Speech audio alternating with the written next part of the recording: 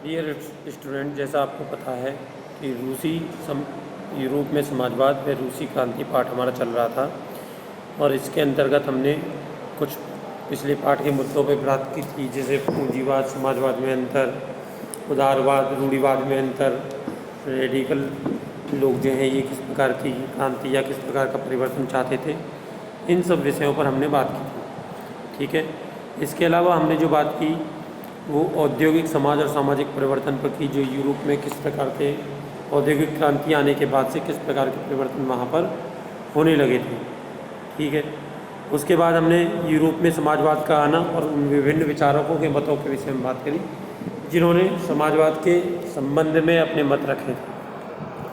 तो आज का जो हमारा हेडिंग है वह है समाजवाद के लिए समर्थन। तो शुरू करते हैं। 1870 का दशक आते आते समाजवादी विचार पूरे यूरोप में फैल चुके थे। ऐसे स्थान जहाँ पर जनता परेशान थी वहाँ पर समाजवाद की बढ़ोतरी होने में या समाजवाद के विचारों को पनपने में बहुत ज़्यादा समय नहीं लगा।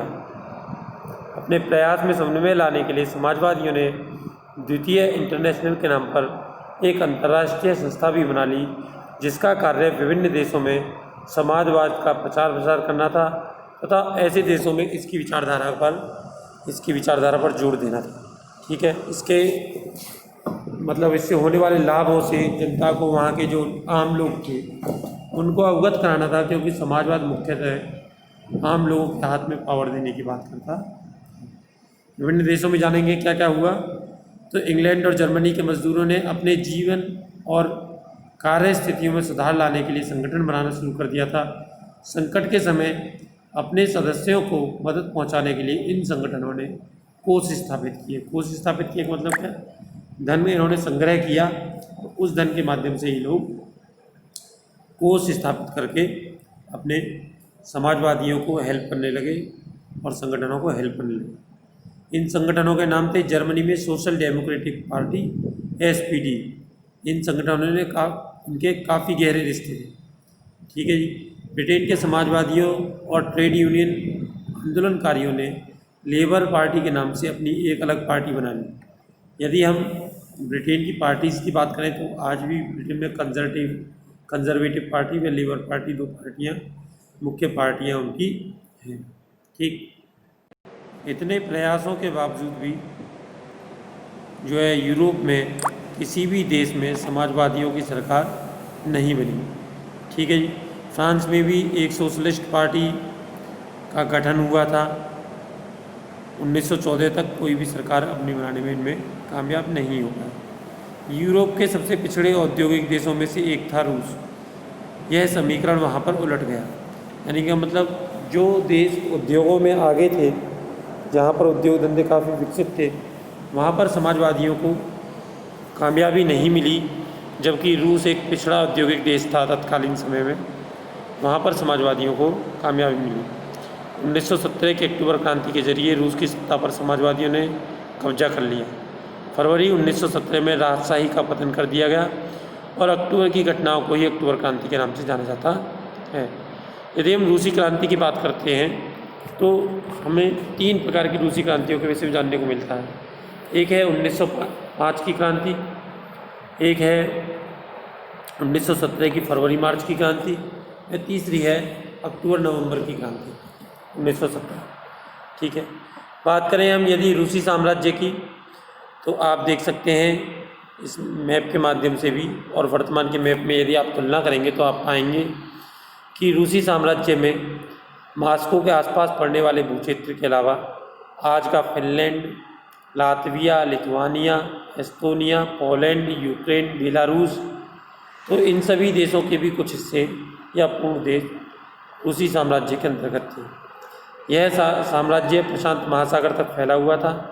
आज के मध्य एशियाई राज्यों के साथ साथ जॉर्जिया, आर्मेनिया, अजरबैजान भी इसी साम्राज्य के अंतर्गत आते थे। यदि एक चीज़ और मैं यहाँ पर इंक्लूड करना चाहूँगा कि जो मध्य एशिया के, हमने बोला है कि आज के मध्य एशियाई राज्यों के साथ साथ, तो ऐसे कई मध्य एशिया के देश हैं, कजाकिस्तान आदि, जिनका जो निर्माण हुआ है, जिनका जो अस्तित्व में आए हैं वो रूसी साम्राज्य के विघटन के बाद से आए हैं।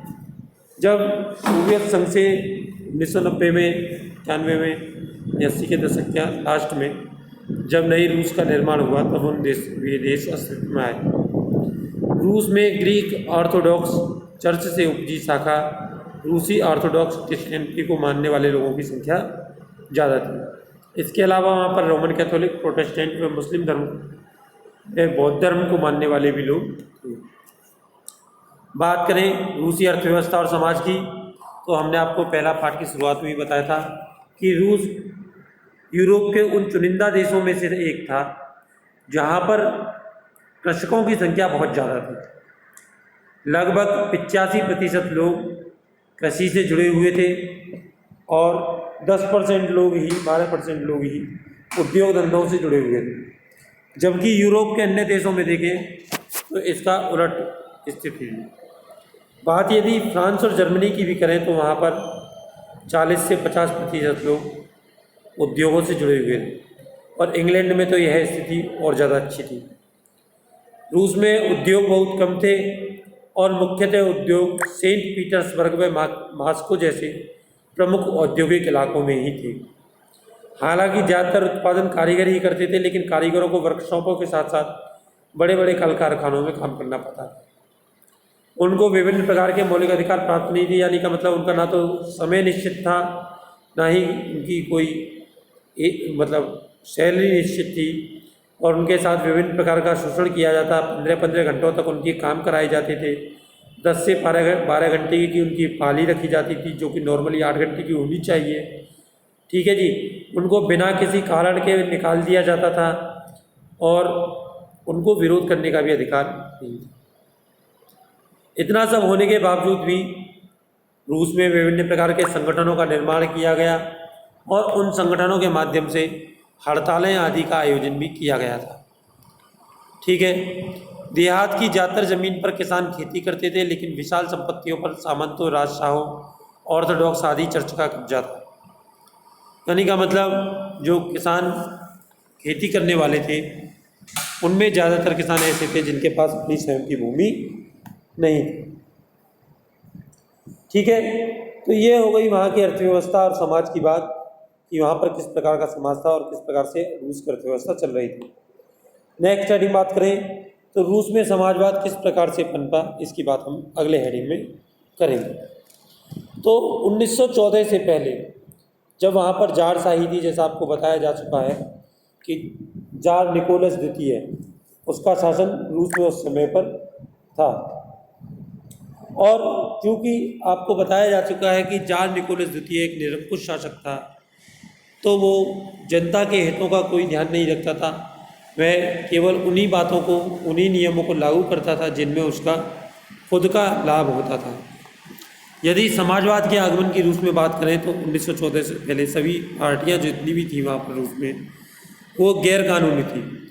कार्ल मार्क्स के विचारों को मानने वाले समाजवादियों ने 1898 में Russian social democratic workers party, जिसे हिंदी में रूसी सामाजिक लोकतांत्रिक श्रमिक पार्टी कहते हैं, का गठन किया। सरकारी आतंक के कारण वह पार्टी जो है गुप्त रूप से कार्य करती थी। उन्होंने अखबार भी अपना निकाला, हड़ताल आदि का भी आयोजन उन्होंने किया। यदि 19वीं सदी की बात करें, 19वीं सदी के आखिर में रूस के ग्रामीण इलाकों में समाजवादी काफ़ी सक्रिय हो गए। सन 1900 में उन्होंने सोशलिस्ट रिवॉल्यूशनरी पार्टी, जिसे हिंदी में सामाजिक क्रांतिकारी पार्टी कहते हैं, का गठन किया। इस पार्टी ने किसानों के अधिकारों के लिए संघर्ष किया और मांग की कि सामंतों के कब्जे वाली ज़मीन पर फौरन किसानों को सौंप दी जाए। किसानों के सवाल पर सामाजिक लोकतंत्रवादी खेमा समाजवादी क्रांतिकारियों से सहमत नहीं थे। सामाजिक लोकतंत्रवादी, जिनका नेता लेनिन था, लेनिन का मानना था कि किसानों में एकजुटता नहीं है, वे बटे हुए हैं। कुछ किसान गरीब थे तो कुछ अमीर, कुछ मजदूरी करते थे तो कुछ पूंजीपतियों के यहाँ नौकरी करते थे।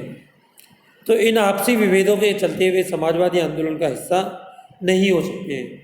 तो कहने का तात्पर्य यह है कि समाजवादी लोकतंत्रवादी जो पार्टी थी और सोशलिस्ट रिवॉल्यूशनरी जो पार्टी थी, इन दोनों पार्टी के ही समाजवाद के संबंध में या समाजवाद किस प्रकार से रूस में पनपेगा, इसके संबंध में एक मत ये लोग नहीं थे।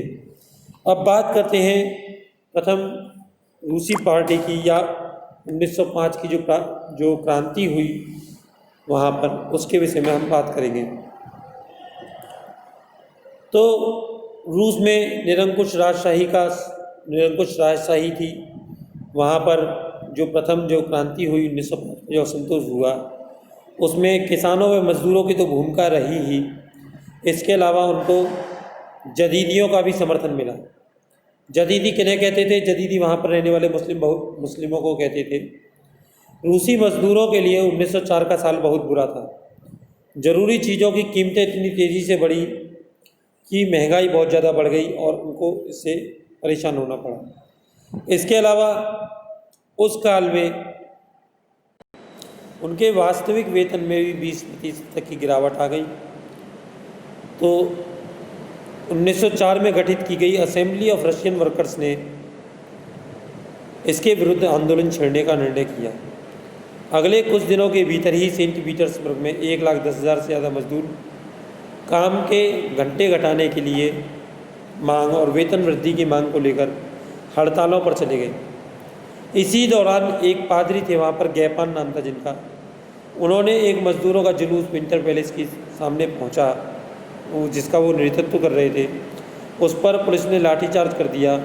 इस घटना में 100 से ज़्यादा मजदूर मारे गए और लगभग 300 घायल हो गए।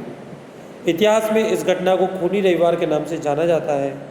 1905 की क्रांति की शुरुआत इसी घटना से हुई। इसके बाद क्या हुआ कि सारे देश में हड़तालें होने लगी। वकीलों, डॉक्टरों, इंजीनियरों, अन्य मध्यवर्गीय कामगारों ने भी इस क्रांति का समर्थन किया। जब क्रांति को ज़्यादा बढ़ते देखा तो जार ने एक निर्वाचित परामर्शदाता संसद, यानी ऐसे संसद के निर्माण पर उसने अपना सहमति दे दी जो उसको सलाह देगी। इसे ड्यूमा कहते थे। क्रांति के कुछ समय बाद तक फैक्ट्री मजदूरों को बहुत सारी ट्रेड यूनियनें, फैक्ट्री कमेटियां भी अस्तित्व में रहीं। 1905 के बाद ऐसी ज़्यादातर कमेटियां, यूनियनें अनाधिकृत रूप से काम करने लगीं क्योंकि उन्हें गैरकानूनी घोषित कर दिया गया था। जार ने ड्यूमा को 75 दिन के भीतर ही बर्खास्त कर दिया। उसके बाद जब दोबारा ड्यूमा का निर्माण हुआ तो 3 महीने के बाद उसको भी बर्खास्त कर दिया, क्योंकि जार नहीं चाहता था उसके ऊपर किसी प्रकार का अंकुश रहे। शेष कल। धन्यवाद।